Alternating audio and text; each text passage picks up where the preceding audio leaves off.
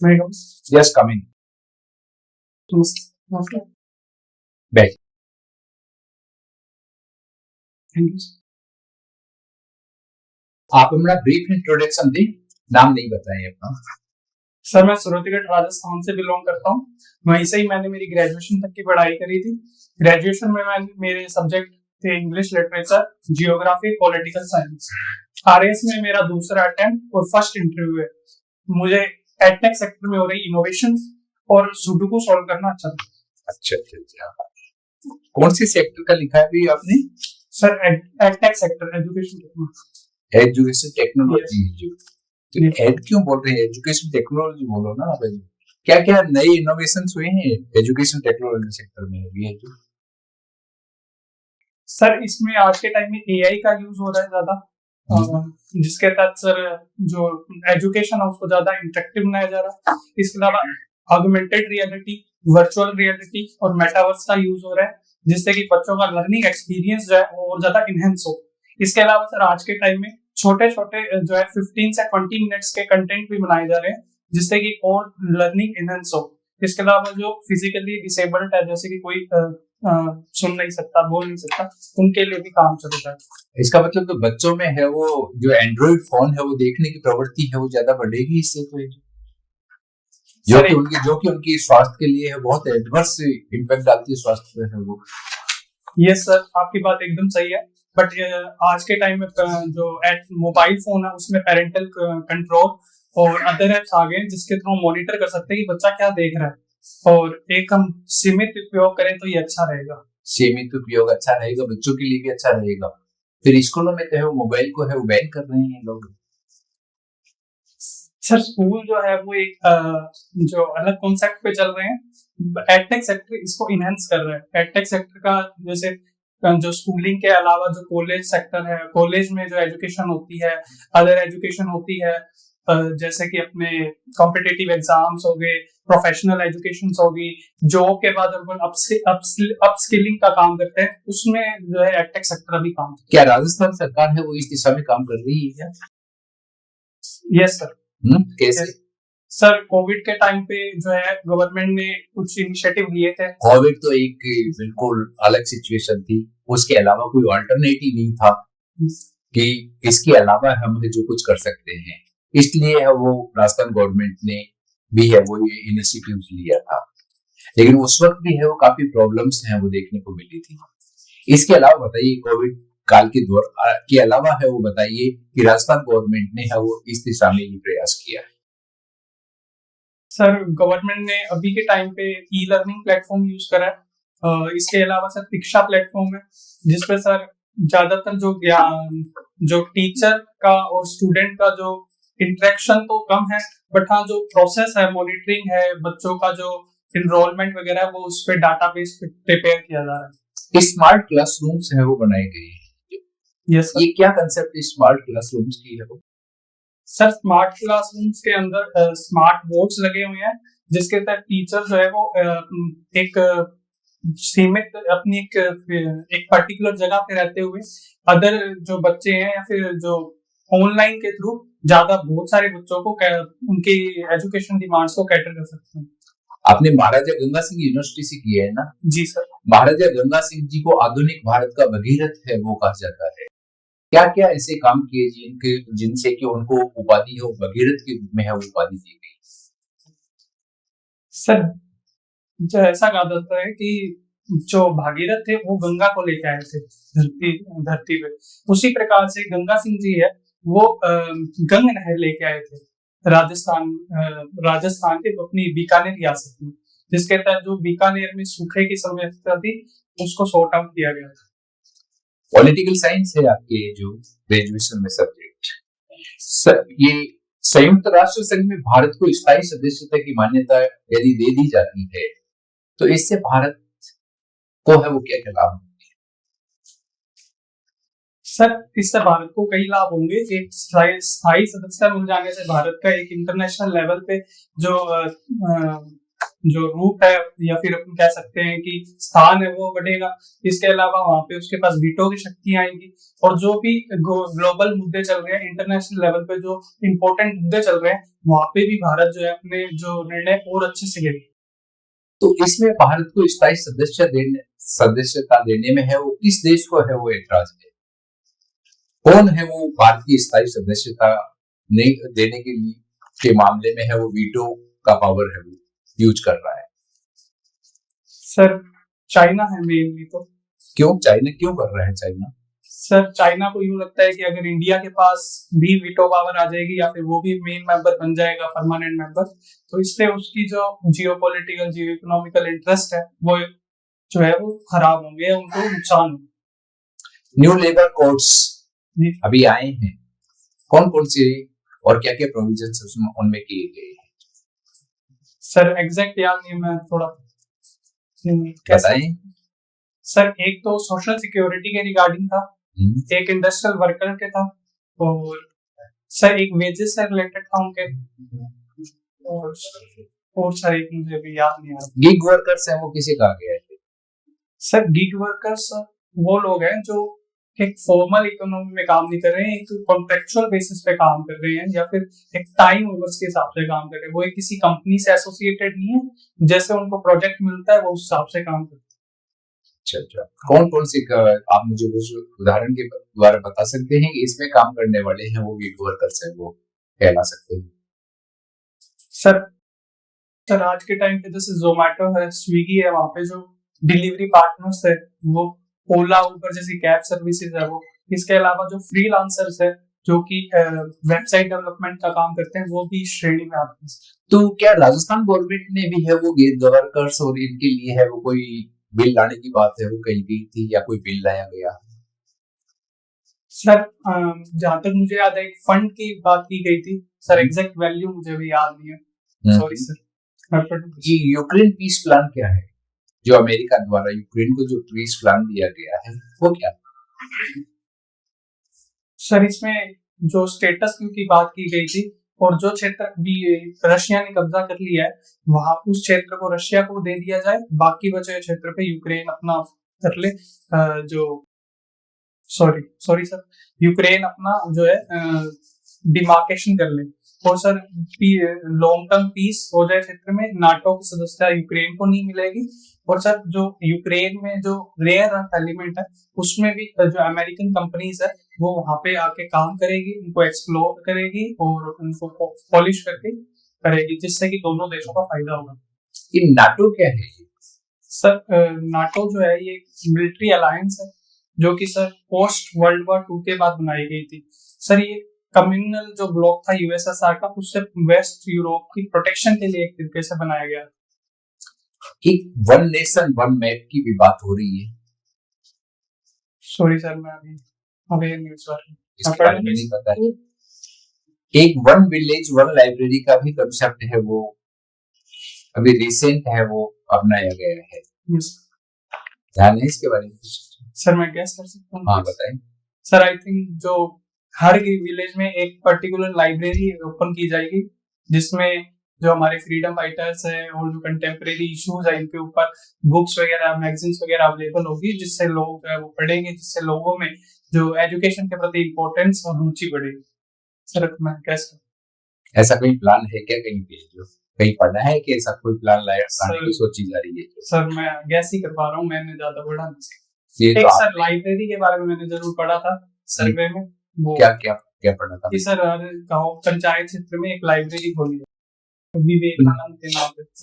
Sir नाम ही याद नहीं आ रहा। राजस्थान की कुछ फ्लैगशिप स्कीम्स के बारे में आप मुझे बता सकते हैं? सर पर्टिकुलर सेक्टर में ओवरऑल जिसको आप सबसे अच्छी मानते हैं कि ये बहुत अच्छी स्कीम है जो राजस्थान गवर्नमेंट ने चलाई है? सर एक चिरंजीवी स्वास्थ्य बीमा योजना थी, जिसे आज के टाइम में मुख्यमंत्री स्वास्थ्य बीमा योजना, आयुष्मान स्वास्थ्य बीमा योजना के नाम से जाना जाता है। इसके अलावा इसमें क्या प्रोविजंस हैं इसमें?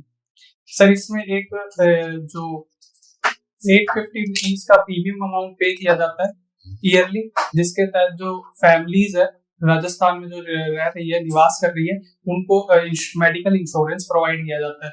क्या ये सभी के लिए ओपन है ये स्कीम है? सर सर मैं गैस कर पा रहा हूँ एग्जैक्ट अभी याद नहीं। सर उसमें 850 रुपीज ऑलमोस्ट सभी के लिए ही है सर। सभी के लिए? हाँ, और जो जो मतलब जो परिवार कोविड में, जिनके परिवार में माता या पिता में से कोई एक, या पिता स्पेशली पिता जो है वो कोविड में, एक गवर्नमेंट सर्वेंट है वो ये स्कीम ले सकता है? सर एक्चुअली गवर्नमेंट सर्विस के लिए ऑलरेडी आरजीएचएस है, राजस्थान गवर्नमेंट हेल्थ स्कीम, और बाकी आरजीएचएस जिसके पास में नहीं है वो ये स्कीम है वो ले सकता है? जी श्योर है आप? यस। और दूसरी स्कीम बताएं सर। एक कोचिंग से अनुप्रति कोचिंग योजना है, जिसमें सर बच्चों को कोचिंग क्लासेस की जो फीस होगी, ट्यूशन फीस होगी, वो रिम्बर्स की जाएगी। इसके अलावा सर एक लाडो प्रोत्साहन योजना है, जिसमें जो गर्ल चाइल्ड होगी उसको उसके जन्म से लेके जब तक वो 21 साल की हो जाएगी तब तक उसको एक फिक्स अमाउंट पे की जाएगी, उसके बैंक अकाउंट में, उसके फादर के बैंक अकाउंट में, मदर के बैंक अकाउंट। इसके अलावा सर एक जन आधार योजना है, जो कि एक मैं मान रहा हूँ कि एक अम्ब्रेला स्कीम है, जिसमें कि जो हेड ऑफ द फैमिली होगी वो एक वुमेन होगी, जिसमें डायरेक्ट बेनिफिट ट्रांसफर भी किए जाए। ठीक है। जन आधार में आपने बताया, क्या जन आधार में पंजीयन करवाना अनिवार्य है? सर अगर हमें गवर्नमेंट की जो फैसिलिटी या फिर जो भी स्कीम्स का फायदा लेना है, उसके लिए अगर हमें लेना है सर, एक्चुअली सॉरी सर, अगर हमें किसी भी गवर्नमेंट स्कीम का फायदा लेना है और उधर जन आधार कार्ड की जरूरत है, तो हमें सर जन आधार कार्ड बनवाना पड़ेगा, इनरोल कराना पड़ेगा। तो जन आधार कार्ड के डेटा है वो कहाँ कहाँ यूज होते हैं कि भाई ये इसमें पहचान के रूप में है, पते के रूप में है, क्या है, कहाँ अपन इसको दिखा सकते हैं? सर एक जैसे कि मैंने पहले बताया था कि जो चिरंजीवी स्वास्थ्य बीमा योजना, नहीं वो तो समझ गया मैं कि बनवाते किस लिए है, योजनाओं का लाभ लेना इसलिए बनाना, और ये कहाँ का काम आ सकता है ये पूछ रहा। सर ये आई थिंक सर मैं गैस ही कर पा रहा हूँ। कोई बात नहीं, आप ये बताएं कि ब्लॉक में जन आधार का जो है अथॉरिटी वो कौन होता है? ब्लॉक लेवल ब्लॉक, और उसे क्या नाम दिया गया? सर मैं चलो, ब्लॉक और सब डिवीजन में क्या डिफरेंस है ये बताओ। सर जो ब्लॉक है वो एक डेवलप, अगर अपने जिले को डेवलपमेंट के रिगार्डिंग देखे तो वो ब्लॉक है, रिवेन्यू एडमिनिस्ट्रेशन के एस्पेक्ट में देखे तो वो सब डिवीजन। तो ब्लॉक बड़ा होता है या ये सब डिवीजन? सर मुझे इस बारे में पता नहीं, मैं देखूंगा। तो एसडीएम की अपॉइंटमेंट कहाँ होगा, ब्लॉक में होगा कि सब डिवीजन में होगा? सर सब डिवीजन में होगा, ब्लॉक में नहीं होता। सर कई बार सर एक ब्लॉक है वो ही सब डिवीजन भी होता है। चलो आप एसडीएम बन गए तो आप की जुडिशियल पावर क्या? सर एक आईपीसी सीआरपीसी के तहत जो कुछ जुडिशियल, आईपीसी सीआरपीसी वर्तमान में है क्या? सॉरी सर अभी तो बीएनएस और बीएनएसएस आ चुका। अच्छा ठीक है। और सर इसके अलावा जो मैजिस्ट्रेट पावर है और कर्फ्यू लगाने की पावर है, कोई सर इलीगल कर्फ्यू लगाना जुडिशियल वर्क में आता है क्या? सर एग्जीक्यूटिव मजिस्ट्रेट के रूप में आता है। मैंने तो जुडिशियल पावर पूछा। सॉरी सर, अगर हमें किसी को अरेस्ट करना है या वारंट इशू करवाना है तो उसमें एसडीएम का सिग्नेचर जरूरी है। अच्छा, आपने मूल निवास प्रमाण पत्र बनवाया कभी? Yes sir. उसमें वो कौन जारी करता है? Sir SDM. और कास्ट सर्टिफिकेट? सर वो भी एसडीएम। कंफर्म हो? यस। ठीक है। बॉर्डर एरियाज से आते हैं, वहां पे क्या क्या प्रॉब्लम्स है? सर एक तो नशे की प्रॉब्लम है। ठीक है सर एक जो है रेफ्यूजी की प्रॉब्लम है, इलीगल आ जाते हैं सर रेफ्यूजीज। अच्छा। तो इलीगल इमिग्रेंट्स अपन उसको कह सकते हैं। आए हैं कि अभी कुछ? सर कुछ सर मैंने न्यूज़पेपर में पढ़ा था कि कुछ बांग्लादेशी जो है वो यहाँ पे आए हैं। और बांग्लादेश यहाँ से? यस बॉर्डर एरिया से सर, विया ट्रेन और बसेस। अच्छा yes sir. Sir they are working, sir ये मीडियोकर जॉब्स करते हैं। ठीक है, दो प्रॉब्लम्स हो गई, और सर एक इंफ्रास्ट्रक्चर का इशू है, तो ठीक है। सर अभी तो मुझे यही याद आ रहा अच्छा, राजस्थान से ऐसे कितने जिले हैं जो बॉर्डर के टच होते हैं? है। सर अभी के टाइम पे 4 है सर। 4 है, कौन कौन से? सर सॉरी सर 5 है सर। 5, ठीक है। कौन सा नया ऐड हुआ है? सर फलोदी है। फलोदिया, ठीक है। ज्योग्राफिकल आपका सब्जेक्ट रहा है, और राजस्थान में अरावली को की दिशा यदि चेंज हो जाए या उसको हटा भी दिया जाए, अरावली नहीं होती तो क्या होता? सर अगर आप अरावली नहीं होती तो सर डेजर्टिफिकेशन जो है वो बढ़ सकता है। और एक सर अगर अरावली नहीं होगी तो सर रेनफॉल का भी जो पैटर्न है राजस्थान में वो भी चेंज हो सकता है। तो सर जो अरावली अगर नहीं होगी तो सर एक मिनरल जो बेल्ट है अपने यहाँ पे वो भी। ठीक है। मिनरल्स में क्रिटिकल मिनरल्स और रेयर अर्थ मिनरल्स दोनों में क्या है डिफरेंस? सर क्रिटिकल मिनरल्स वो है जो अपनी इंडस्ट्रियल जो आज की मॉडर्न इंडस्ट्रीज है उनके लिए बहुत ज्यादा इंपॉर्टेंट है। अगर वो नहीं होंगे तो जो इंडस्ट्रीज है वो ठीक से रन नहीं कर पाएगी। ठीक है। और सर रेयर अर्थ एलिमेंट्स वो या फिर मिनरल्स वो है जो कि बहुत ही कम अमाउंट पे मिलते हैं, उनके लिए एक्सटेंसिव अपन को ड्रिलिंग करनी पड़ेगी, और उनकी जो प्रोसेसिंग होती है या फिर अपन उनको कह सकते हैं उनकी मेल्टिंग क्या रेयर अर्थ जो मिनरल्स है वो क्रिटिकल मिनरल्स की श्रेणी में आते हैं? Yes sir. इसके लिए भारत सरकार ने कोई ऐसा प्रोग्राम चला रखा है? सॉरी सर अभी मेरे को। अच्छा, आप इंग्लिश लिटरेचर से आते हैं, तो भारत के कोई ऐसे नॉवेलिस्ट का नाम बताएं जो काफी फेमस रहे हैं इंग्लिश के। इंग्लिश के? हाँ, नॉवेल जिन्होंने लिखे हैं। सर आर के नारायण। आर के नारायण, ठीक है। सर इसके अलावा चेतन भगत। ठीक है। सर एक टैगोर जी हैं, उन्होंने भी नॉवेल्स लिखे थे इंग्लिश में। तो चेतन भगत के नॉवेल कौन कौन से हैं? कोई 2-4 नॉवेल बताएं। सर अभी सर 2 स्टेट्स है। सर ये इनकी खुद की लव स्टोरी थी।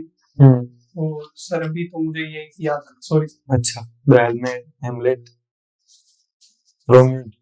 Yes yes sir. अच्छा, याद आ रहे हैं आपको? ठीक है। पॉलिटिकल साइंस से भी है आप, तो एक होता है जियो पॉलिटिकल इश्यूज। यस। तो जियो पॉलिटिकल का क्या अर्थ होता है? भू राजनीति। सर ऐसे इश्यूज जो इंटरनेशनल लेवल पे है, जिससे 2 देश या फिर एक पर्टिकुलर जो रीजन है वो इफेक्ट हो रहा है। पॉलिटिकल इश्यूज के कारण एक जियोग्राफिकल एरिया जो है वो इफेक्ट हो रहा है। भारत का कौन कौन से जियोग्राफिकल इश्यूज है जियोपॉलिटिकल? सर अभी के टाइम पे सर एक पाकिस्तान के साथ चल रहा है जियोपॉलिटिकल इशू, एक सर अपना चाइना के साथ चल रहा है। इसके अलावा सर जो इंडो पैसिफिक है या फिर अपने इंडियन ओशियन है स्पेसिफिकली, वहां पे भी जो है जियोपॉलिटिकल इश्यूज चल रहे हैं। इसके अलावा यूएस के साथ जो है पिछले 10 वर्षों में भारतीय विदेश नीति में आप क्या क्या परिवर्तन देखते हैं, उन्हें बताएं। सर आज के टाइम पे हम इशू बेस्ड अलाइनमेंट पे फोकस कर रहे हैं। ठीक है। और इसके अलावा हम रियलिज्म पे ज्यादा फोकस कर रहे हैं। इसके अलावा हम जो है अपने नेबर्स के साथ और ज्यादा रिलेशनशिप को स्ट्रेंथन कर रहे हैं। और सर अभी में नहीं है। नहीं, पॉलिसीज में क्या हुआ? स्ट्रेंथ तो कर ही रहे नेबर के साथ, पहले से शुरू से चल रहा है। सर पॉलिसी लेवल पे सर नेबरहुड फर्स्ट पॉलिसी, वो तो पहले से ही चल रही है। सर एक एक्ट ईस्ट की पॉलिसी है। ठीक है। और इसके अलावा एक लुक वेस्ट की पॉलिसी। एक वर्ड है स्ट्रेटेजिकल ऑटोनॉमी। जी सर। क्या होता है? सर जब एक देश अपने नेशनल इंटरेस्ट को फुलफिल करने के लिए एक, ना तो जैसे इंडिया की सर पर्सपेक्टिव में देखें तो इंडिया है अपने नेशनल इंटरेस्ट को फुलफिल करने के लिए ना तो वेस्ट के साथ दुश्मनी करता है, ना रशिया या फिर ईस्ट का साथ छोड़ता है। अच्छा, तो इसे क्या कहेंगे, इसे आप क्या नाम दोगे? सर मैं इसको देख पा रहा हूँ कि इंडिया जो है अभी बैलेंस पे ज्यादा यकीन कर रहा है। अच्छा, तो रणनीतिक स्वायत्ता बोलते हैं इसको। ये भी एक नया परिवर्तन इसमें आया है। आप ये बताएं कि अभी वर्तमान में सरकार के जो है वो 2 वर्ष पूरे होने जा रहे हैं, इसके लिए सरकार ने कोई राज्य स्तरीय कोई कार्यक्रम ऐसा कोई रखा है क्या, कोई घोषणा की? सर अभी मैं इस बारे में भी। अच्छा, ठीक है। आज शीतकालीन सत्र जो चल रहा है संसद में, वहाँ किस टॉपिक को लेकर के जो है वो बहस निर्धारित की है? सर सर विधानसभा में, हाँ, विधानसभा नहीं, संसद की बात कर रहा हूँ। सॉरी सर एक SIR के रिगार्डिंग मुद्दा था और एक sir I guess Vande Mataram के रिगार्डिंग। अच्छा, वंदे मातरम, तो क्या इश्यूज है वंदे मातरम को लेकर के? पहले तो कभी नहीं थे, ये तो काफी टाइम से हम लोग उसको जो है अपने व्यवहार में भी आ गया है हमारे। सर जो वंदे मातरम है वो उसके बारे में सर काफी मिसकंसेप्ट है और इसके अलावा सर संविधान में भी ने जो है जो एकदम स्पष्ट रूप से इसका कहीं मेंशन नहीं कर रखा। अपने फंडामेंटल ड्यूटीज है उसमें भी सर नेशनल एंथम के बारे में लिखा हुआ है कि उसके ऊपर रिस्पेक्ट देनी है और सर नेशनल सॉन्ग के बारे में जो है इतना साफ साफ नहीं लिखा हुआ। जो अपने नेशनल सॉन्ग वंदे मातरम है इसके ऊपर लोगों का ध्यान केंद्रित करना और उसके ऊपर सम्मान करना, उसके बारे में जो सरकार की और जो अपने ऐसे तो बहुत सारी चीजें हैं जो संविधान में नहीं लिखी है वो भी करते आए हैं, तो फिर इसको क्यों इतना बड़ा चढ़ा के पेश करना? सर इसका शताब्दी वर्ष चल रहा है 150 इयर्स। हाँ वो तो ठीक है, लेकिन फिर भी मतलब विरोध क्यों कर रहे हैं, इशू क्यों बनाया जा रहा है? सर इशू नहीं बनाया जा रहा है, सॉरी सर, मैं समझ पा रहा हूँ कि सरकार जो है वो अपना और लोगों को भी ये बता रही है कि जैसे हम नेशनल एंथम को पेश करते हैं उसको जो है करते हैं वैसे ही नेशनल सॉन्ग को भी जो है अपनाएं। आप SDM हैं और आपके इलाके में कोई नाइट क्लब चल रहा है और वहां पे भयंकर आगजनी की घटनाएं हो जाती है, ठीक है, तो उसकी सूचना आपको मिलती है ना जी, और आपके पास में जो रिसोर्सेज है वो काफी कम है, आप ऐसे बैकवर्ड एरिया में हो, मतलब ज्यादा वो डेवलप नहीं हो और वहाँ ऐसा कोई चल रहा हो क्लब या रेस्टोरेंट उस टाइप में, है ना, तो आपकी मोडस ऑपरेंडी क्या रहेगी उसमें? सर सबसे पहले मैं जो लोकल पुलिस स्टेशन है उनको इन्फॉर्म करूंगा, वहाँ पे जो SHO होंगे। उसके अलावा मैं फायर ब्रिगेड को भी सूचना दूंगा कि जल्द से जल्द वहाँ पे पहुंचे। सर मेरी सबसे, और इसके अलावा मैं जो वहाँ पे हॉस्पिटल होगा नियरेस्ट गवर्नमेंट हॉस्पिटल, वहाँ पे भी सूचना दूंगा कि ऐसी घटना हुई है, फटाफट एम्बुलेंस लेके पहुंचिए। और सर मेरी सबसे पहले तो ये रहेगा कि मैं सबसे पहले ज्यादा से ज्यादा लोगों को बचा सकूं। दूसरा सर मैं ये देखूंगा कि जो क्लब चल रहा है वो कैसे चल रहा है, वहाँ पे मतलब इलीगली चल रहा है, वहाँ पे लीगल कंप्लायंस उन्होंने फॉलो करे हैं नहीं करे हैं, अगर नहीं करे हैं तो मैं उनके ऊपर सख्त से सख्त कार्रवाई करूंगा। यस। और आगे ऐसी घटनाएं नहीं हो उसके बारे में कुछ नहीं बोलोगे? Yes sir. सर इसके लिए सर हम 2 लेवल पे काम करेंगे। एक तो सर लोगों को अवेयर करेंगे और जो भी लॉज है उनको स्ट्रिक्टली इन्फोर्स करेंगे, इंस्पेक्शन और मॉनिटरिंग का भी काम करेंगे। जो पुलिस है उनको नाइट पेट्रोलिंग के लिए जो है और ज्यादा ध्यान देंगे। ठीक है, आप अपने जिले के डिविजनल कमिश्नर का नाम बताएं। Sir Shrimati Manju sir. कौन सा डिविजनल कमिश्नर, कौन सा लगता है आपका डिविजनल? सॉरी सर, मैंने DM का नाम बोल दिया, सॉरी सर, DC के बारे में मैं ठीक। आप गंगानगर से बिलोंग करते हैं तो BSF है, तो बॉर्डर सुरक्षा के लिए अभी नई कोई स्कीम लाई गई है, कुछ अवेयर है आप उसके लिए? सर मैम विब्रेंट विलेज स्कीम की बात कर रहे हैं, सीमा सुरक्षा से रिलेटेड। सॉरी मैम मैं अवेयर नहीं, मैं पढ़ूंगी इस बारे में। तो ये BSF और CRPF में क्या डिफरेंस है? मैम BSF जो है वो बॉर्डर्स की सुरक्षा के लिए और CRPF जो है वो सेंट्रल रिजर्व पुलिस फोर्स है जो कि जो भी टेररिज्म वाले इलाके हैं या इंसर्जेंसी के इलाके हैं वहाँ पे तैनात। अच्छा। यस। अच्छा, आपके पास पॉलिटिकल साइंस रहा है तो आप ये बताइए कि पूंजीवाद जी मैम और उदारवाद, यस मैम, और साम्यवाद, क्या मैम? साम्यवाद, यस मैम। क्या डिफरेंस है?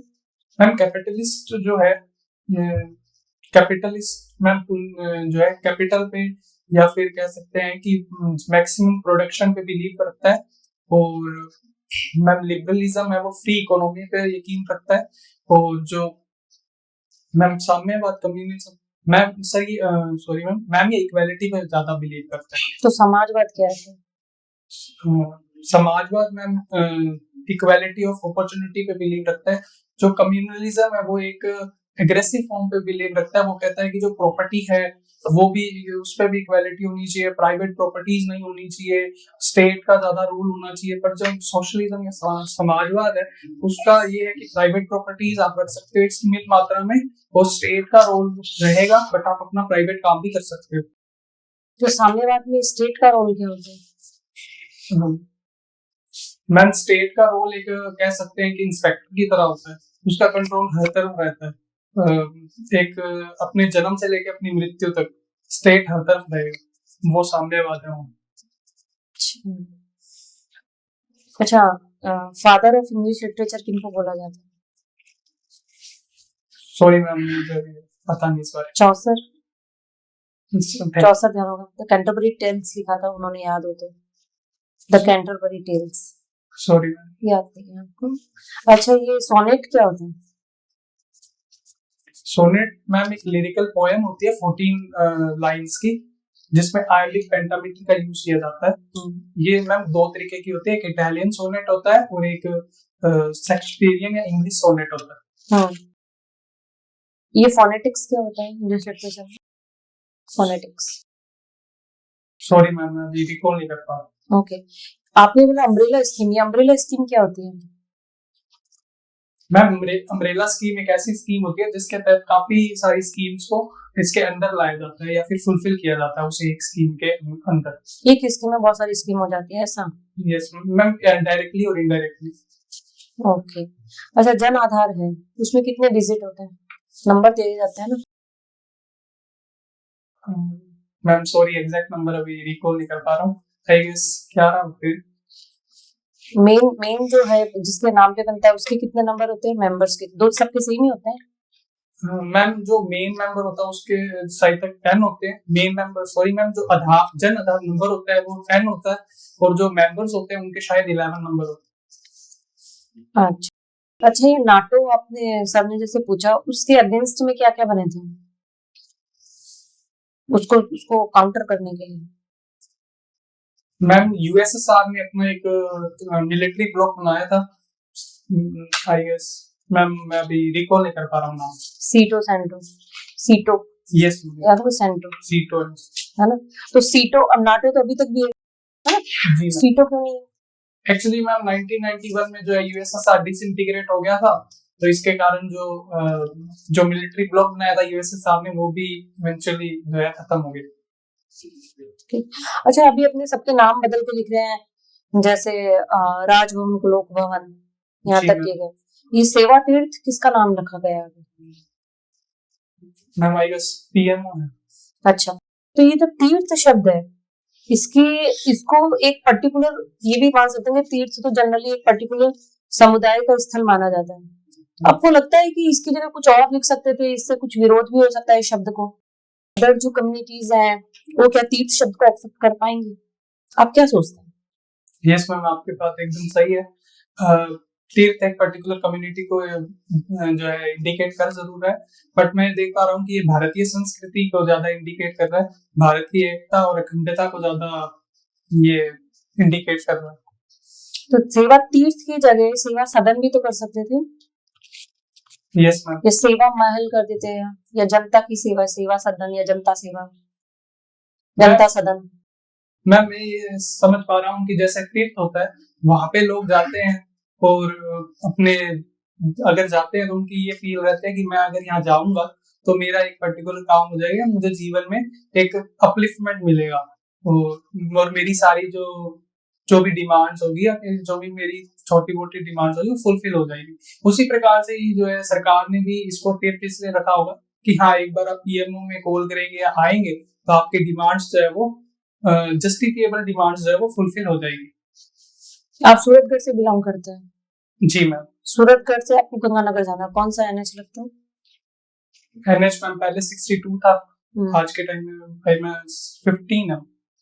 पक्का एसएच लगता है कि एनएच लगता है? मैम एनएच ही लगता है, नेशनल हाईवे। तो आप गंगानगर से इधर जयपुर आए हैं तो कौन सा एनएच से आए? सॉरी मैम, ट्रेन से। अच्छा, ठीक है। अभी गंगानगर में खनिज की खोज हुई है, वो कौन सा खनिज है? काफी चर्चा में रहा था। मैम पोटाश की खोज हुई कहाँ हुई थी? है। ये मैम किशनपुरा आबादी है, वहाँ पे ये कहाँ पास में क्या लगते हैं? सूरतगढ़ में। हनुमानगढ़ या सूरतगढ़? नहीं मैम, हनुमानगढ़ में भी हुई है मैम, बट अभी गंगानगर में एज पर्टिकुलर किशनपुरा आबादी है, वहाँ पे खोज हुई है। अच्छा सर। क्लाइमेट चेंज पे बहुत बात हो रही है अभी जो जी सर। ये इतना इम्पोर्टेंट इश्यू है, वो क्यों बना हुआ है? सर इंडिया की जियोग्राफिकल पोजीशन ऐसी है कि क्लाइमेट चेंज जो है वो उस पर बहुत ज्यादा इफेक्ट पड़ेगा क्लाइमेट चेंज का। इसके कारण जो है अपनी रेन पैटर्न जो इफेक्ट हो रही है, रेन पैटर्न इफेक्ट हो रहा है, तो एग्रीकल्चर की प्रोडक्टिविटी और एग्रीकल्चर साइकिल जो है वो भी इफेक्ट हो रही है। और एक बार अपना एग्रीकल्चर साइकिल इफेक्ट हो रहा है तो ओवरऑल इकोनॉमी पे भी सर इसका इफेक्ट पड़ रहा है। ये है क्या क्लाइमेट चेंज? Yes. सर जो अपना जो बेसिक क्लाइमेट होता है उसमें इरेगुलरिटीज आ जाती है, जैसे कि रेनफॉल जो एक निश्चित टाइम पे होती थी वो नहीं हो रही है, वहां पे इरेगुलरिटीज आ रही है। इसके अलावा रेनफॉल कहीं पे हो रही है जहाँ पे होनी चाहिए वहां हो नहीं रही है, और जहाँ पे हो रही नहीं होनी चाहिए थी, या फिर जो सूखे की समस्या होती थी वहां पे ज्यादा रेनफॉल हो रही है। एक चक्रवात है, वो क्यों आता है? अभी रिसेंट एक चक्रवात आया था श्रीलंका में, है वो क्या नाम है उसका? सर उसका नाम डेटवा है सर। ओ यस सर। सर एक्चुअली जो है अभी के टाइम में सर ये भी क्लाइमेट चेंज का ही एक रूप देख सकते हैं, क्योंकि सर ओशियन जो है वो ज्यादा गर्म हुए हैं, जिसके कारण वहां पे जो है एज कम्पेयर टू लैंड, इसके कारण सर वहां पे जो विंड्स है वो जो अपने ओशियन से लैंड की तरफ जा रही है, और कोरियोलिस फोर्स के कारण सर वो इंडिया की तरफ डिफ्लेक्ट हो रही है। इससे साइक्लोन की फॉर्मेशन हो रही है जो कि श्रीलंका और इंडिया की जो तमिलनाडु कोस्ट है वहां पे इफेक्ट कर रही है। इसके लिए भारत सरकार ने एक ऑपरेशन चलाया था श्रीलंका की मदद के लिए, उस ऑपरेशन का क्या नाम था? सर उसके सर सागर बंधु नाम था उसका। सागर बंधु है वो, उसका नाम कैसे रखा गया? सर आई गेस सागर जो है वो समुद्र और बंधु यानी कि दोस्त, तो जैसे ही श्रीलंका पे सागर से कोई या ओशियन से कोई इफेक्ट आया है तो इंडिया जो है उसका दोस्त है उसने सागर बंधु यानी मित्र के रूप में हेल्प करी है। तो जो सामान पैकेज जो भेजा गया वहां पे है वो किस माध्यम से भेजा गया था? सर मुझे एग्जैक्ट पता नहीं, मैं गेस कर पाऊँ। बताएंगे सर आई थिंक जो है एयर के थ्रू भेजा गया। Sorry sir. और अभी आईएनएस अरिधमन जो पनडुब्बी है वो चर्चा में रही है। सर मैं अवेयर नहीं, सर पढ़ूंगा नहीं करता है। अभी एक रिसेंट है वो ईस्टर्न कॉरिडोर चेन्नई और व्लादिवोस्तोक को। जी सर। पढ़ा है आपने आज? Yes sir. हाँ, ये जो ईस्टर्न कॉरिडोर बनाया जा रहा है उससे भारत को है वो क्या फायदा हो रहा है? सर अभी के टाइम पे जो ट्रेड है इंडिया और रशिया के बीच में वो अरेबियन सी, रेड सी, मेडिटेरियन सी से होता हुआ जा रहा है, या फिर आईएनएसटी इंटर नॉर्थ साउथ जो ट्रांजिट कॉरिडोर है उसके थ्रू हो रहा है। बट सर जो व्लादिवोस्तोक और चेन्नई का कॉरिडोर बनेगा उससे एक तो टाइम कम लगेगा, और जब सामान की जो सप्लाई है वो भी जल्दी हो पाएगी, जिससे कि जो है जो लागत होगी वो भी कम होगी और डिमांड भी जल्दी फुलफिल हो पाएगी। कितना टाइम कम होने की बता है? सॉरी सर एग्जैक्ट अभी तक है वो उसमें 40 दिन लगते हैं, जो अभी इस कॉरिडोर से है वो 24 दिन लगेंगे, 16 दिन है वो इसमें बच रहे हैं। आपका साक्षात्कार हो गया आपसे। Thank you sir, thank you.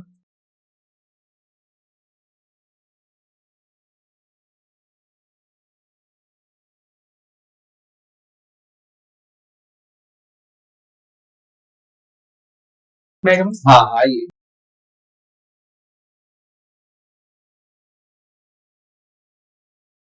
Divyansh बैठो। दिव्यांशु, अभी हमने आपसे 30-35 मिनट बात की, इसका इवेल्युएशन यदि आपको ही करने के लिए हम कहें तो कैसा करोगे? सर मैं समझ पा रहा हूँ कि जो फैक्चुअल नॉलेज है और कई जगह मैं जो क्वेश्चन की स्ट्रक्चरिंग नहीं कर पाया, और कई जगह मेरी जो टंग है वो भी फ्लिप हो गई थी कि मैं ढंग से शब्द नहीं बोल पाया।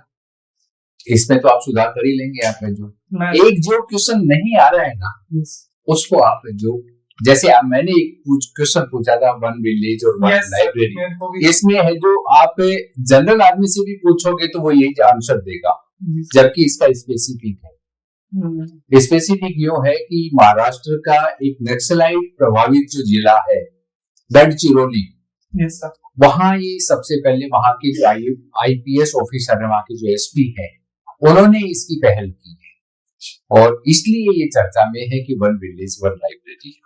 ऐसा कहीं कोई और कंसेप्ट नहीं है कि इस पे कोई चर्चा हो रही है, तो ये स्पेसिफिक हो गया। आप इसमें है वो इसका जनरल आंसर बता रहे हैं कि एक लेमैन जैसी, तो ऐसी चीजों से आपको है वो थोड़ा सा बचना है। ठीक है ना। ये चीज, ये जो सबसे, बाकी ओवरऑल है वो अच्छा है। आपका कौन सा मॉक है आपका? ये सर यहाँ पे पहले ही किया। नहीं, यहाँ पे तो पहला है। इससे पहले कितने मॉक और दिए आपने? सर मैं 4 जगह दी। 4 जगह आपने दे दिया है। तो 4 जगह देने के बाद में तो आपको है वो कुछ सुधार करना चाहिए था सर। वो तो मैंने थोड़ा इंग्लिश लिटरेचर का एरिया मैंने दिया था, तो मैं थोड़ा पढ़ के आया था। बाकी जो एक मेरा आई कांटेक्ट वाली प्रॉब्लम, आई कांटेक्ट वाली प्रॉब्लम मैंने अभी भी लिखी है इसमें। सर अभी भी है? हाँ, अभी भी लिखी है मैंने, नीड्स टू इम्प्रूव। सर मैं कई बार क्या होता है, मैं आंसर देता हूँ ना तो मैं कंसंट्रेट वही हो जाता है। हाँ, तो इसमें थोड़ा सा चेंज करो। इसमें कोई बहुत बड़ी बात नहीं है, इसमें बहुत बड़ी बात नहीं है। आपको जो 80%, 85% तक है जो उधर ही देखना है, तो लेकिन फिर भी आंखों का वो जो थोड़ा सा चेंज करके उनको भी लगे कि हाँ आपका भी ध्यान है मेरे को, तो वो थोड़ा सा है वो इसमें है। बाकी ओवरऑल है वो अच्छा इंटरव्यू है, तैयारी करें। अभी डेट अभी आपकी आई भी नहीं है। और वो जो पहले जो 4 मॉक दिए हैं, यस सर, उनसे यदि हम तुलना करें यहाँ पे क्वेश्चंस की फ्रेमिंग की, ये क्वेश्चन के स्टैंडर्ड की है, तो यस सर है ही सर। तभी तो मैंने पहले वहां पे ट्राई करा था, क्योंकि मेरे पास यहाँ पे ज्यादा होता है। ज्यादा प्रिपेयर ज्यादा क्या होता है, मतलब लंबा, एक तो लंबा इंटरव्यू चलता है, और जो मैंने कुछ मॉक्स भी देखे थे वीडियो, तो उसमें बहुत ज्यादा ग्रे किया जाता है। वो इसलिए किया जाता है, जैसे सर हैं, सर ने इंटरव्यू काफी लिए हुए हैं, तो पूरा माहौल वैसे ही तैयार किया जाता है जैसा आपको वहां मिलेगा, ताकि आप प्रिपेयर हो सकें। नहीं, हमारी कोशिश रहती है कि आपके सभी एस्पेक्ट्स को कवर करें और वो करने की कोशिश करते हैं। देखिए, ये जरूरी नहीं है कि हमने जो बात की है वहाँ एक भी पूछी जाए। हाँ, ऐसा नहीं है, ऐसा नहीं है। हम लगातार आपकी कॉन्फिडेंस को भी वॉच करते हैं, ग्रिलिंग करना, बीच बीच में ग्रिल करके आपकी कॉन्फिडेंस को वॉच कर रहे हैं। केस स्टडी हमेशा मतलब वो ही बताओ, आप प्रेजेंट में क्या करोगे, आगे क्या करोगे। मैंने आपको याद दिलाया तो आपने कहा हाँ सर ये सही, क्योंकि अपने यहाँ पे यही होता है। देखिए, कोई भी कैजुअलिटी होती है ना, तो एसडीआरएफ को हम है जो इन्फॉर्म करेंगे। मेडिकल के लिए हम है जो वहाँ के डॉक्टर से है वो एम्बुलेंस के लिए बोलेंगे, हम है जो आपने सबसे पहले पुलिस को बोला, और आप पुलिस को बोलना है, वो लॉ एंड ऑर्डर के लिए पुलिस को भी बोलना पड़ेगा। ठीक है, लेकिन सबसे पहले हमें है वो लाइफ को सेव करने की पहल करनी पड़ेगी। कोई भी इंसिडेंट हो, सब चीजें छोड़कर यदि हम किसी की जिंदगी बचा सकते हैं, तो उसके लिए सबसे पहला प्रयास हमारा ये होगा। जो कोई भी इस तरह के क्वेश्चंस होते हैं उनमें, चाहे कोई में गिर जाए, चाहे कोई एक्सीडेंट हो जाए, तो सारी चीजें तो बाद में देखते रहेंगी पहले, लेकिन है वो उसको मेडिकल फैसिलिटी है वो उपलब्ध कराना मेरी सबसे पहली प्रायोरिटी होगी। इस रूप में हो थोड़ा सा बोल्ड है जवाब है। बोले गोवा में हुआ था सर, ये कल रात की न्यूज है, गोवा के अंदर हुआ है। हाँ, वो जो हुआ ना, ये जो बिल्कुल है, गोवा का जो क्लब है, अभी यहाँ पे एक 4 मंजिल की 5 मंजिल गिरा रहे हैं जो। अब मतलब पहले उन्होंने ध्यान नहीं दिया, सबकी फोटो छाप दी उसमें जो कि इनकी जिम्मेदारी थी, इनकी जिम्मेदारी थी। घटना घटित होने के बाद में हमारे यहाँ एक्टिव होते, और वो तो ठीक है, मजदूरों ने देख लिया साइड में जो खोद रहे थे, तो गिरती वो कितनी कैजुअलिटी होती, और जस्ट पास वाली बिल्डिंग में भी कमी है सर, उसको नहीं देखा उन्होंने। देख रहे वो तो सर, वो तो बोला है ना, तो देख रहे हैं, आप नहीं देख रहे हैं। बाकी आप जो चेतन भगत को अच्छे से तैयार करके जाओ, है ना। पिछली बार भी इस पे काफी क्वेश्चंस पूछे थे, तो बोर्ड मेंबर को पता है। और ऑगमेंटेड इसको थोड़ा सीमित करो, इतना ज्यादा रायता मत फैलाओ, एक ही बताओ कोई। ये सोलिंग सुडो की उडो की ये पूरा नहीं है, और भी तो आपको घेर लेगी। ये समझ नहीं आई, एडिटेक सेक्टर में इनोवेशन, ये मतलब ये हॉबी नहीं होती है, और उसके बारे में जानना क्या, जानना नहीं, हॉबी थोड़ी होती है। हॉबी होता है कि आप कोई क्रिएटिव चीज बनाओ कर रहे हो। हॉबी अगर वो चीज होती है, हॉबी का मतलब क्या होता है, हॉबी का मतलब होता है कि कोई क्रिएटिव कर रहे हो या किसी चीज को आप सुधार रहे हो। इसमें क्या सुधार रहे हो, आप तो जानकारी ले रहे हो। जैसे सॉल्विंग सुडोकू है ये फिर भी ठीक है, ये पास टाइम बोला जाता है। सॉल्विंग सुडोकू का ही आप रख लो, इसमें उसको हटा दो। हॉबीज है आप मेरी। इसको थोड़ा सीमित करो, ये बहुत आप बोल रहे हो ऑगमेंटेड में, आपको यदि पता लगा था उस पे आ जाए तो आपको घेर लेंगे। ऑगमेंटेड वगैरह ना, आपने खूब सारी टेक्नोलॉजी बताई क्या बोल रहा सर को उस समय जब आप चल रहे सब पावर पॉलिसी वगैरह ऐसा बतानी चाहिए आपको, Policy कि बहुत परिवर्तन हुए। बाकी अच्छा है, आप तो कंफ्यूज नहीं होंगे ये अच्छा था। और तैयारी करें। जो रिसेंट जो इश्यू चल रहे हैं Yes. उन पे है वो काफी तैयारी